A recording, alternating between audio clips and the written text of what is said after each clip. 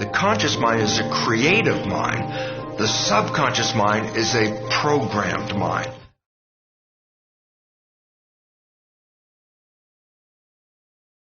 To discuss the nature about how our life has been programmed and how these programs control our life, our vitality, and our behavior in the world.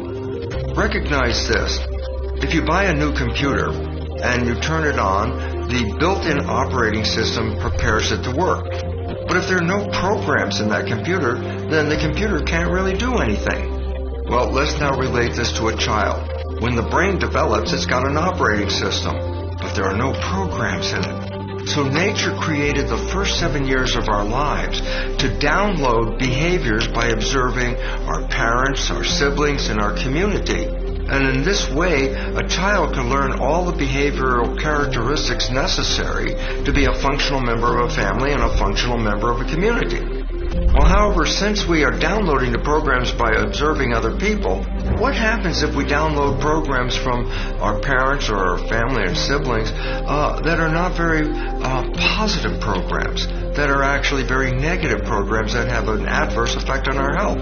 Well, it turns out science has revealed that during the first 7 years of our life, our brain is designed to download programs just by observing other people. It's a state of hypnosis, which is a characteristic of a brain frequency called theta, which is just below consciousness.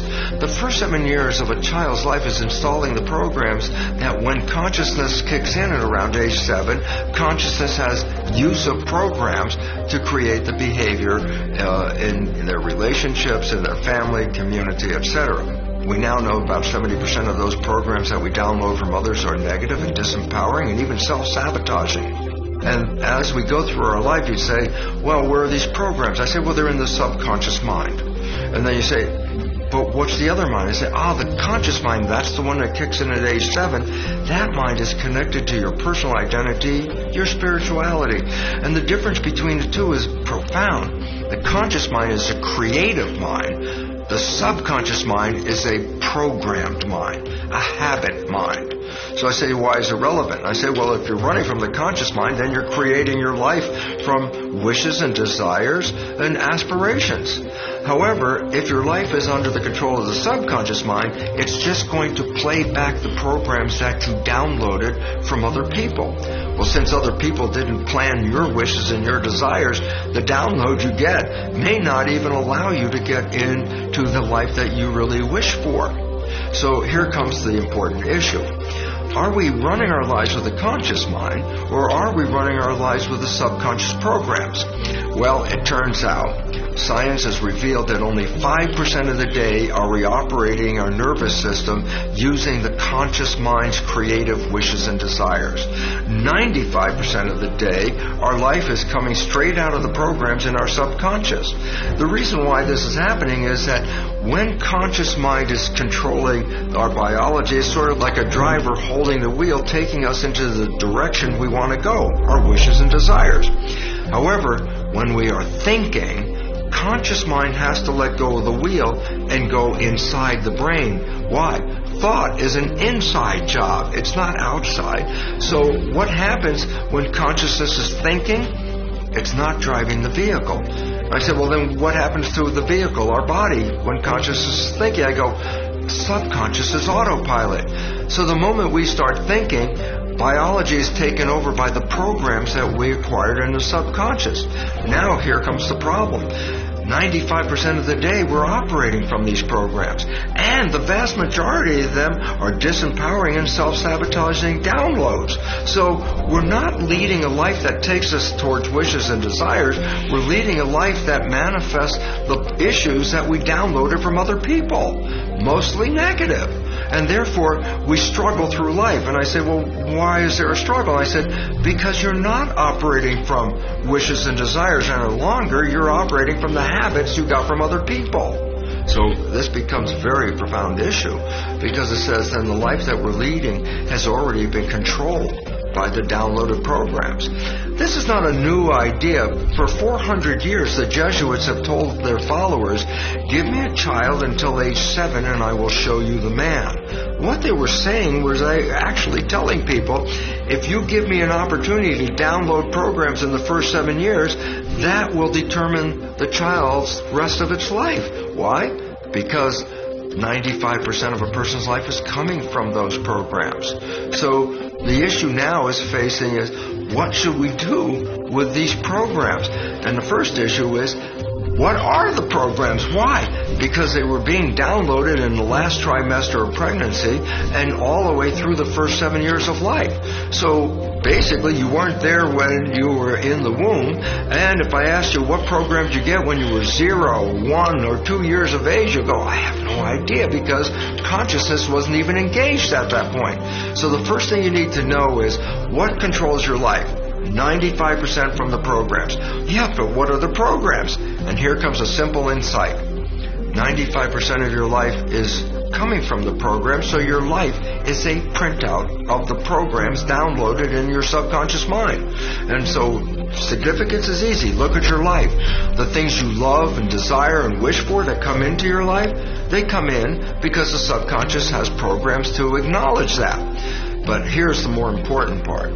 Where you struggle in your life, where you want to have a certain outcome, but you work hard for it, you put a lot of effort into it, you're sweating over it to make something happen. Why are you struggling so hard to create those wishes and desires? And the answer is very simple. The programs that you were downloaded with do not support those ends.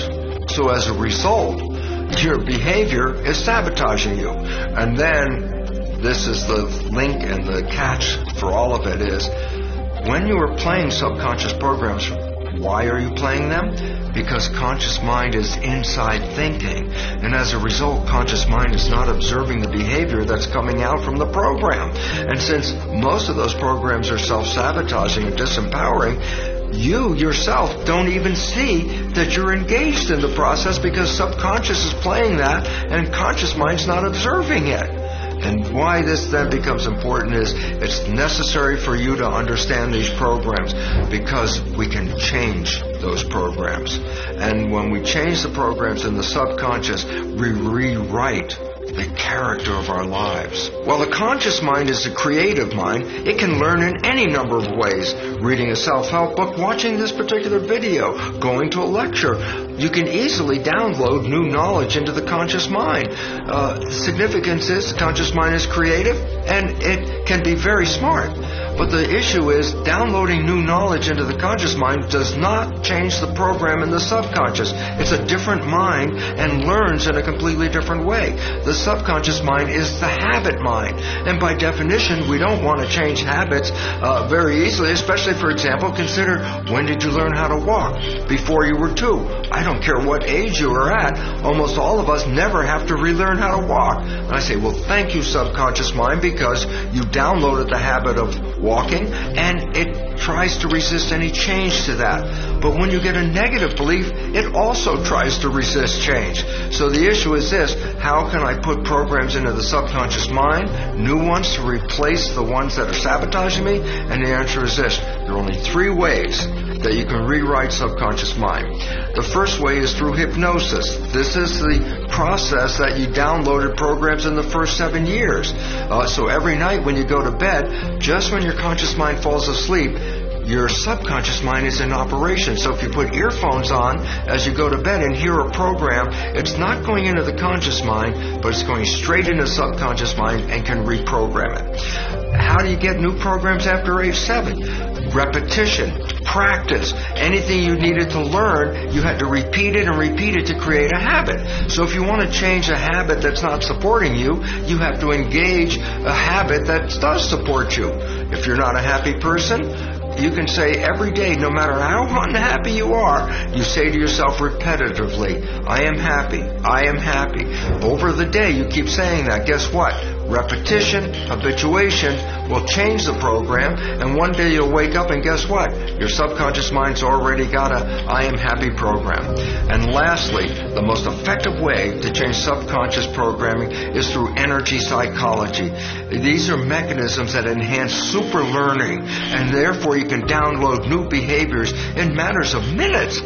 To understand super learning energy psychology and how it works, on my website, brucelipton.com, under resources, I have over 25 different energy psychology modalities that you can review and identify one that feels the best to you, because using these new processes, you can rewrite your beliefs and radically change the character of your life in matters of minutes.